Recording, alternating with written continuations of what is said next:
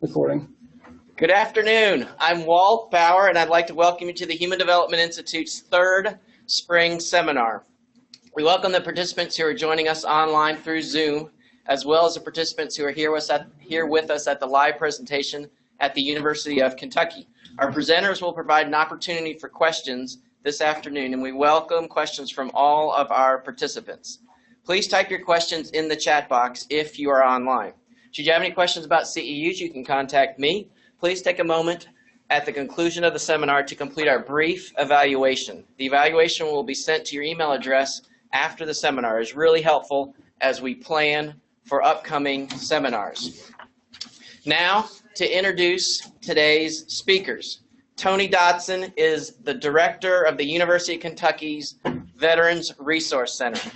Duke Pettit is a disability accommodations consultant at the University of Kentucky's Disability Resource Center. Matt Bradford is a student veteran at the University of Kentucky majoring in media arts and studies and history.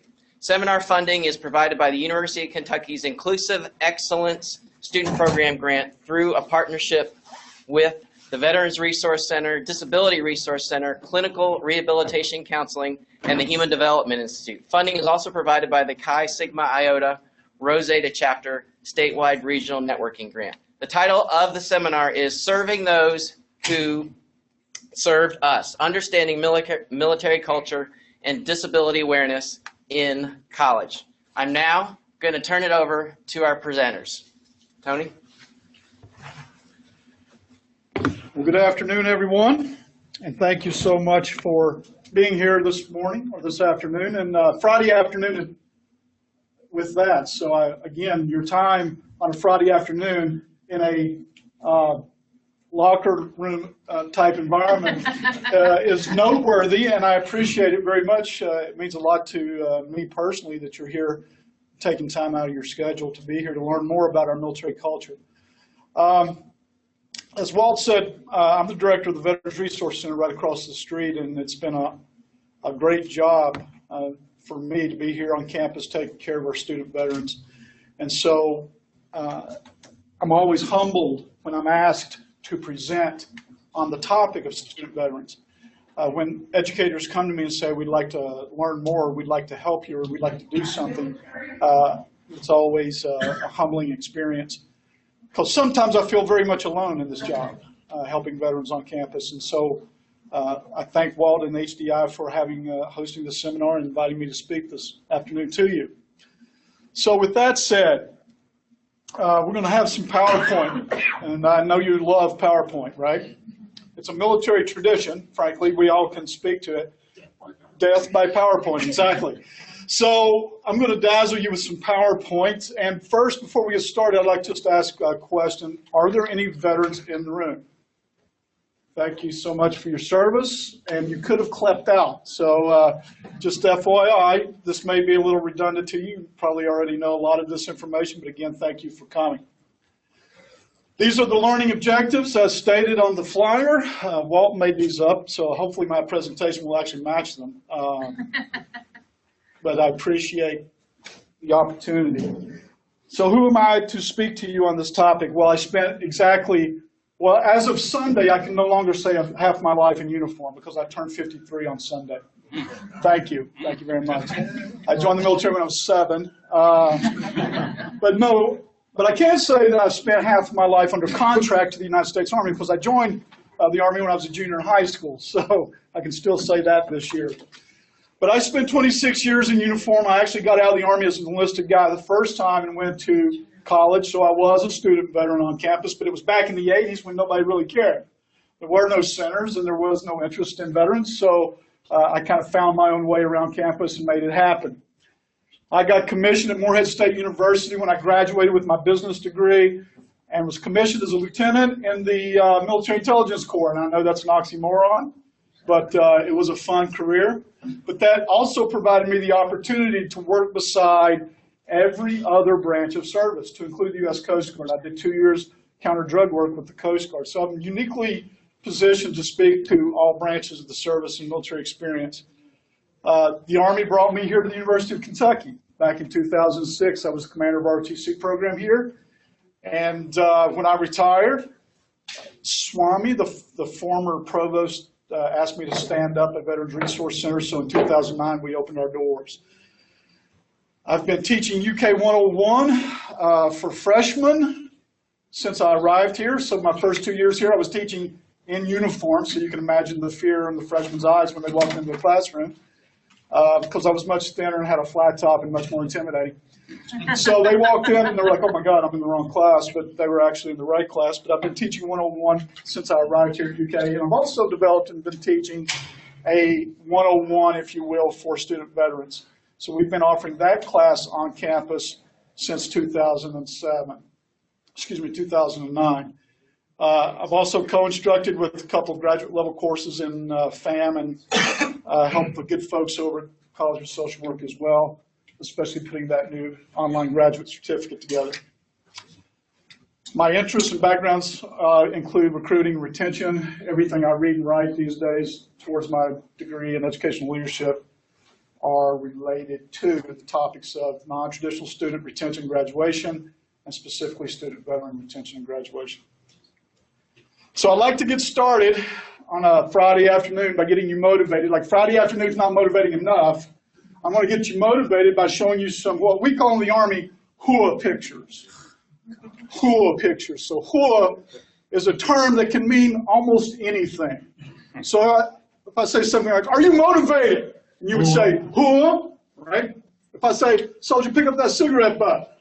Hua, sir. Totally different meaning, okay? But it can mean a lot of different things. So I'd like to show you some hua pictures. Each branch of service.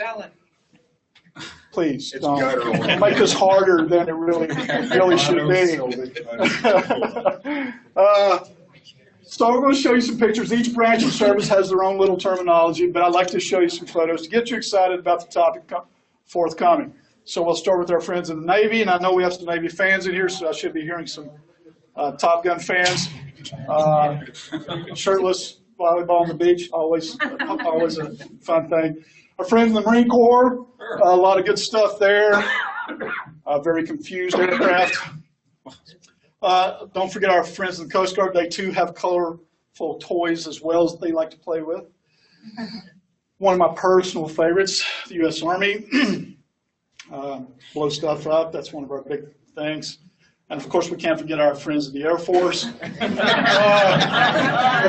So what's interesting is that everyone laughs at this, even at Air Force installations. So wherever I give this presentation, we get a laugh. And why is that? Why do you think that this strikes folks as fun? Any ideas? Because it kind of strikes on some preconceived notions we already have, right? So that's outside the military and inside the military. We're going to talk about that more in this presentation, about preconceived notions and possible biases that we may have when we think about the military. So I don't know, Walt's kind of painted me literally into a corner here. So if you've seen one of my presentations before, you know that there's a couple things about me. Number one, I use the entire room. Well, today that's not possible. Number two, I move around a lot, and because if there's one thing I learned in 26 years in the Army, that a moving target is harder to hit than a stationary target. So he's painted me into this corner. The other thing, if you've ever come, you know that I always come bearing gifts. So I always bring a bag full of semi-valuable, precious gifts for you. And that's basically to entice you to participate, right, to be involved, to ask questions and so forth. So I can't do what I normally do, which is run around and hand out free stuff. So I'm going to have this here just to keep you intrigued, hopefully, so that after the presentation, you can come by and collect, right? Because, hey, remember that question I asked you was so inspiring, and I'll present you with a semi-valuable gift. Okay. Why is this topic important? The topic's important because less than 0.5% serve in the nation's military. So the gap in knowledge is vast, and it's widest on college campuses because the conflicts in Afghanistan and Iraq have not had an individual impact on society and our neighbors. So if it has an impact, and it's not on the news every day, then nobody's really following it, right? So closing that gap, raising awareness is why we do this. It's why I do it, so we can increase understanding. So I'm going to give you a brief kind of statistics, demographics of the military to update your data on DoD a little bit, okay? Because there's a lot of folks out there on college campuses who are operating, frankly, in the 1960s when it comes to their military information. So I need to update some of that information for you today. The Pentagon, of course, in D.C., had the distinct pleasure of serving there a long time ago, but that is our headquarters, and it was referred to at one time as the War Department. The Army is the oldest, it's the biggest, it's been around the longest. So all of our stuff is old. When you go to military installations, they actually pay Air Force folks extra money to stay on their Army installations because it doesn't meet up to the quality of life. So a lot of our stuff is old out there. We have about 15% of our force are female. Those are our values at the bottom of the slide. When the U.S. puts the Army on the ground there, you can count on us being there a while. And I can refer you to Japan, South Korea, Germany, anywhere in Europe. So if the Army lands there and the Army puts boots on the ground, we're normally there for the duration. The Navy, as you might imagine, since we came from an island, the Navy was kind of important to us, so we stood up the Navy early on. And today, the Navy is struggling with a little thing called relevance. They're trying to figure out how they can be in the war fighting and what they can do. If you were watching the news last night, you'll see that the Navy actually came into play last night with launching Tomahawk missiles. But if you've looked at their advertising lately, what the Navy's been doing is a very, very good advertising and marketing campaign. They basically have concentric circles around, and they say, if you want to come to America, you've got to get through us. That's a pretty impressive advertising campaign because they are our outreach. They are our force projection. And so U.S. Marine Corps, few the proud, right? They like to brag on being formed in a pub, right, or a bar, right? Tavern. There you go. So if you want the history, Matt's got it. What you also notice that stands out is only 6% of that force is female. United States Air Force has the largest percentage of women. Also, it's every mother's favorite branch of service. So if the son or daughter ever mentions the military, mom or dad normally goes, have you considered the Air Force? Even old Army guy like myself, when my daughter comes to me and says, Dad, I'm thinking about joining the military, I'm thinking, have you thought about the Air Force? Right? It turns into every mom's favorite branch of service until their son or daughter joins the military, and then that branch, of course, becomes their favorite branch of service because from that point on, the living room's full of pictures of them in uniform. If you don't believe me, go to my mom's house. Coast Guard, again, I learned a lot about our friends in the Coast Guard. So they do aids to navigation, ice breaking, fisheries enforcement, alien interdiction, drug interdiction, search and rescue, obviously, environmental spills, you name it, across the globe they do it, and they do it with a force smaller than NYPD.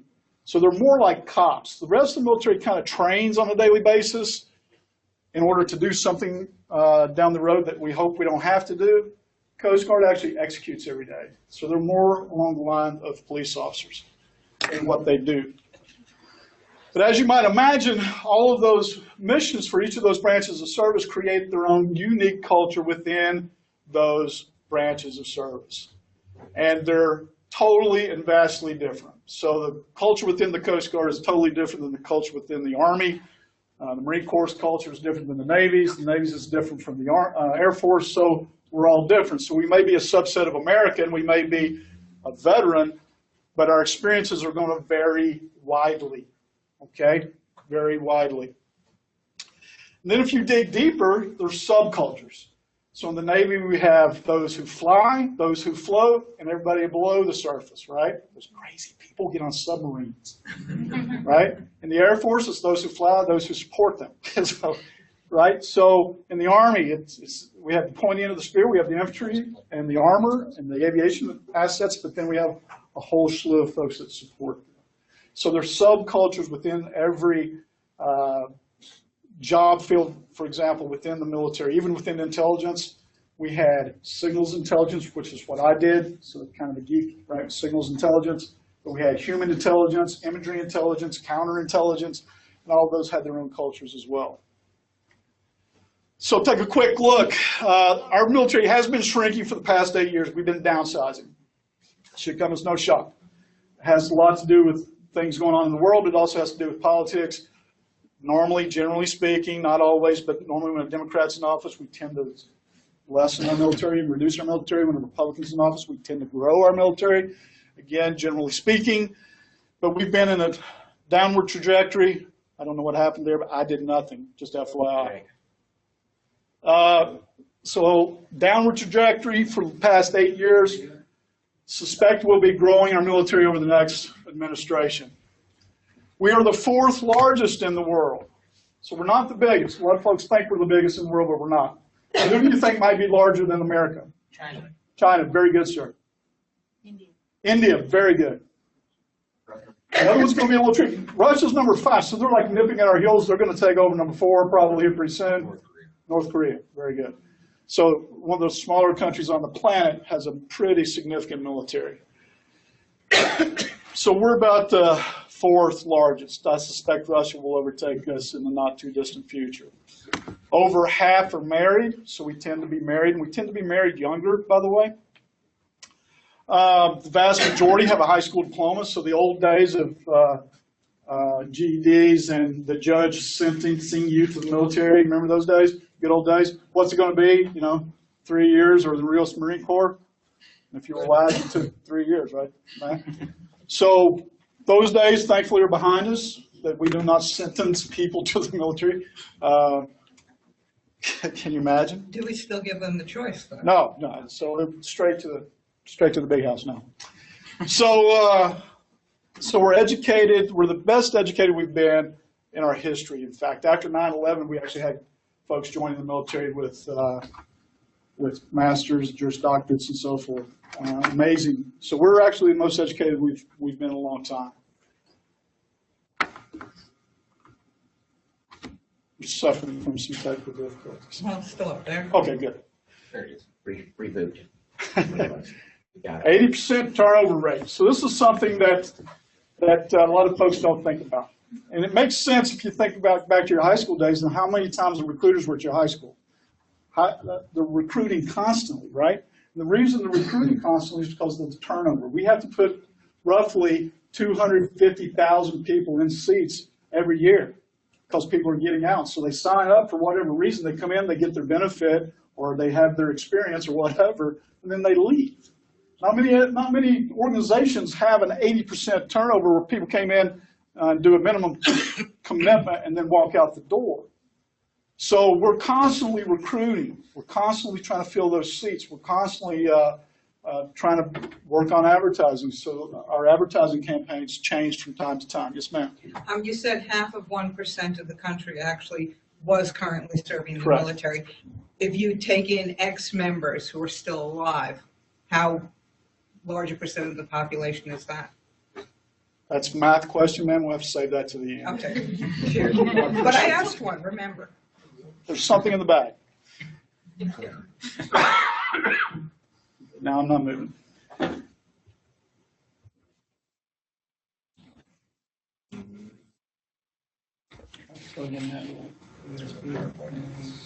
Open it again.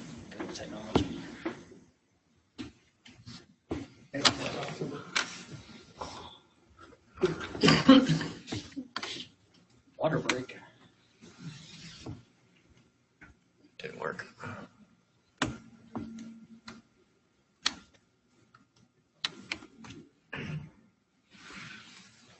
Nope.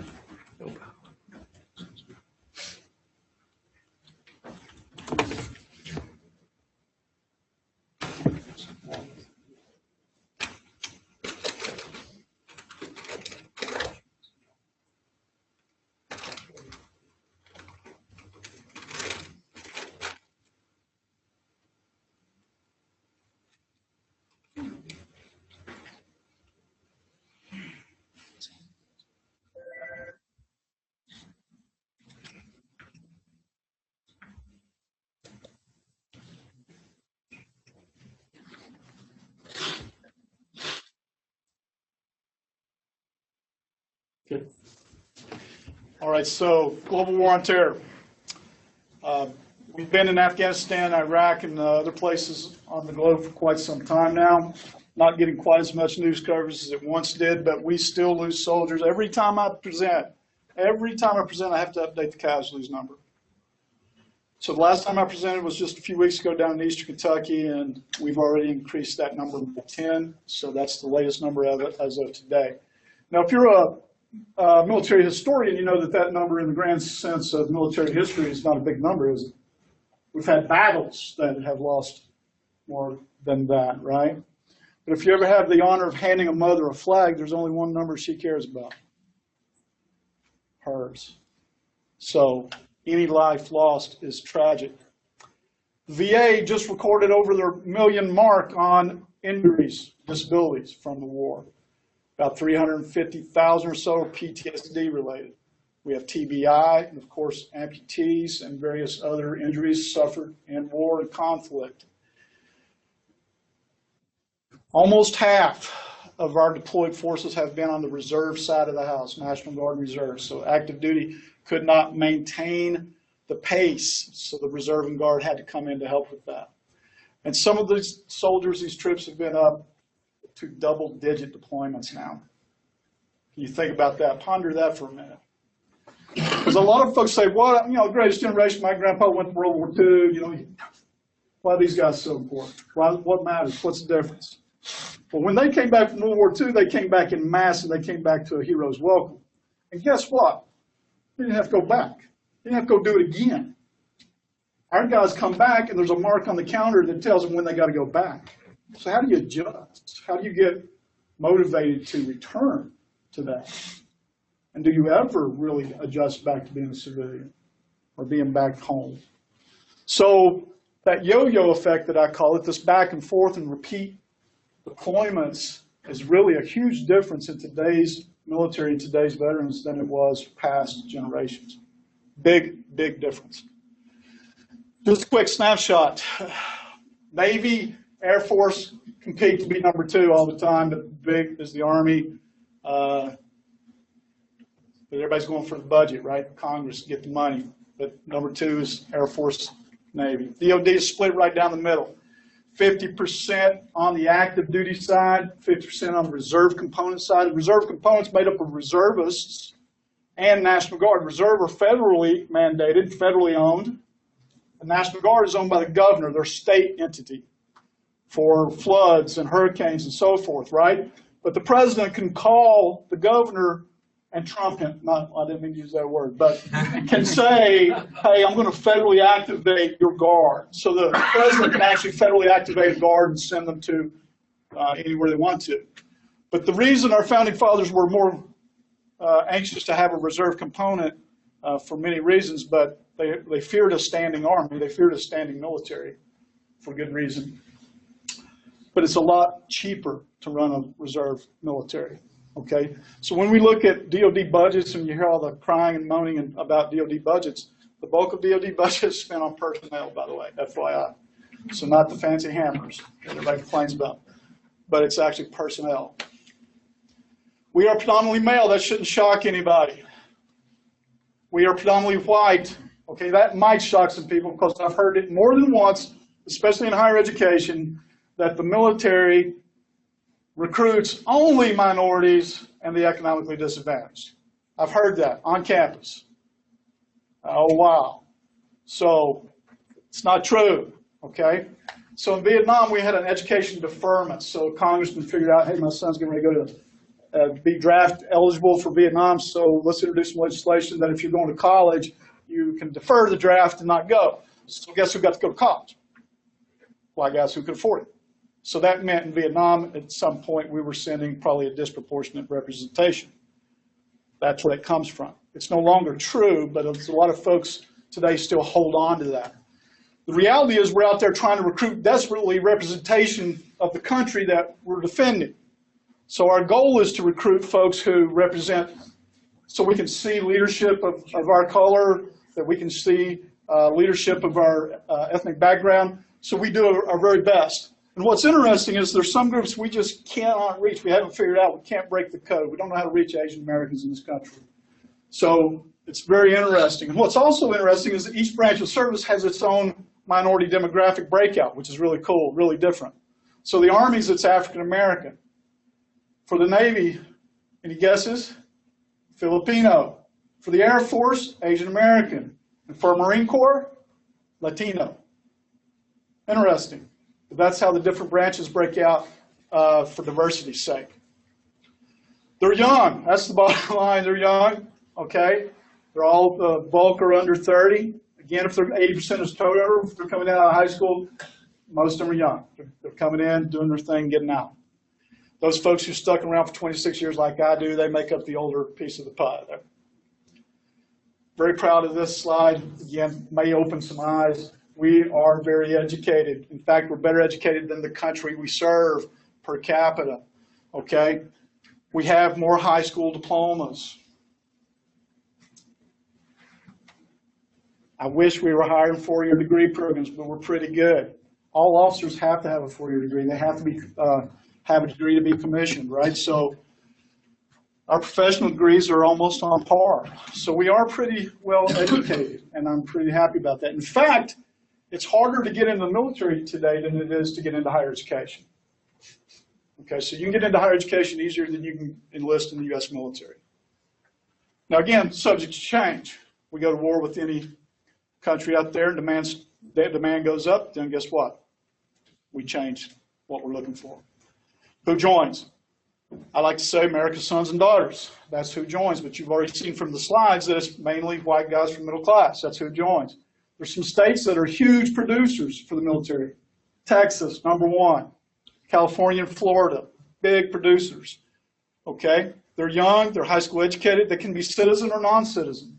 A lot of folks ask me, how does a non-citizen join the military? It's easy. In fact, we can expedite their citizenship if they do join the military.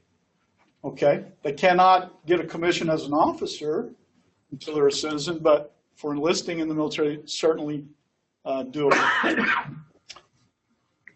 How many join from Kentucky? Actually, propensity to serve in the state of Kentucky is pretty high.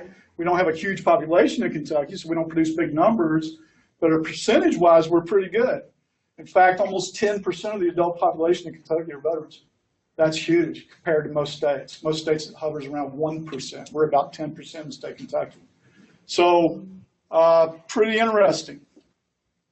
But again, we're filling 250 to 300,000 seats a year. So we're recruiting constantly to put people in the military. Why do they join? Well, we like to say it's an all-volunteer force, right? You've heard that term. That works against us a little bit in higher education because folks say, well, if you volunteer for it, then you clearly had nothing going for you, if that was the only thing you could do, right? I've heard that more than once. In fact, I'll say this. Now, I will not name the dean because Walt told me not to name names. But a dean said, and I was in uniform, Tony, I think the military is a great place. And if he had stopped right there, if he'd put a period right there, we'd had a good time. But he said, for the less fortunate. And that just crushed me because I knew that this guy's never going to look at me as a peer or a colleague or I got 2 masters, but that doesn't matter. For the less fortunate. We're an incentivized force for the most part. People join for their own reasons, right? Maybe it's money for college. That's still our #1 hook. Our #1 recruiting tool is money for college. It was the reason I joined in 1982. Still a reason a lot of kids join today. Because they didn't want to shackle mom and dad with that burden. They didn't want to go into debt for the rest of their lives. So they took it on themselves. Still a great way to pay for your education. Some folks are escaping. Sometimes it's tradition. Sometimes it's part of the family business, what they've done.